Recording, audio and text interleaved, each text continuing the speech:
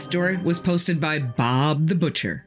About 10 or 12 years ago, Bob just happens to meet a dedicated Bigfoot researcher who, for the sake of this story, we're going to call Sam. So he meets Sam at the bar while living in Norman, Oklahoma. And he's thinking, this guy's a squatcher? The only people who catch more grief than squatchers are ufologists. That being said, Bob's really surprised at how level-headed and objective Sam is. And Sam makes it clear to Bob that his group has actually gathered some really interesting evidence. But he also admits that there are lots of hoaxers out there as well. And it's because of them that Sam and his squatcher brethren catch so much flack.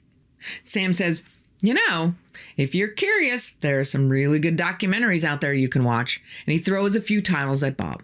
Bob goes home, has a few more beers, and does some of his own research. And guess what? Bob's hooked. He calls Sam the next day and says, when are you guys going squatching again? Sam says, as a matter of fact, we're going this weekend. Now, like any self-respecting redneck, Bob loves to camp and hunt. So he joins the Squatch group for their weekend Squatch camping adventure. But he's really there for the beer and the laughs and really isn't taking the Squatch part all that seriously. Does he expect to see Bigfoot? No.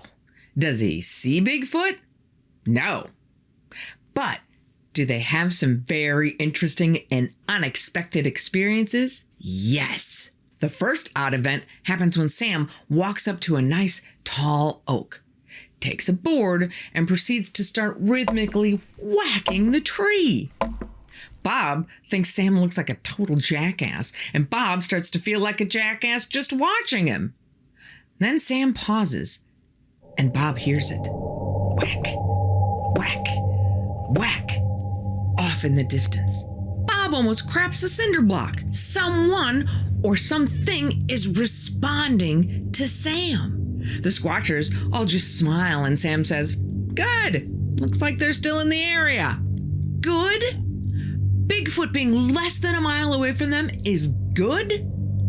Bob hasn't really believed in Bigfoot at any level up until this point. But the forest starts to look a lot creepier now that he sort of does. The idea of being carried off by an 8-foot tall hairy ape is not really what he had in mind for this weekend. Now Bob is seriously starting to question Sam's sanity. But according to Sam, Bigfoot's mostly harmless. There have been attacks, he says, but mostly they give a lot of warning and would rather not be seen. Bob asks, well, how do they warn people? And Sam says, you'll see, because we're going to get him nice and riled up tonight. Bob thinks, great. He is literally messing with Sasquatch, but without the benefit of beef jerky.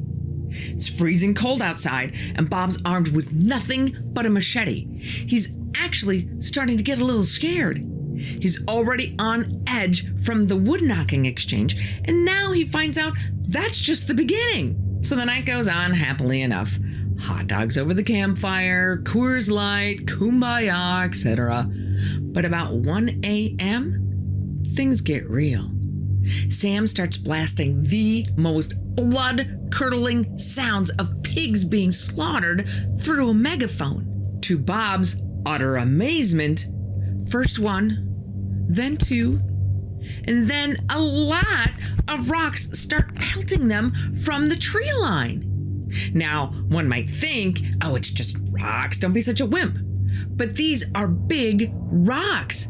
And Bob is even more scared when he realizes that whoever is throwing these rocks has been standing at the tree line watching them. So under a hail of incoming rocks, they pick up their gear and move camp. Sam tells Bob that they're completely safe.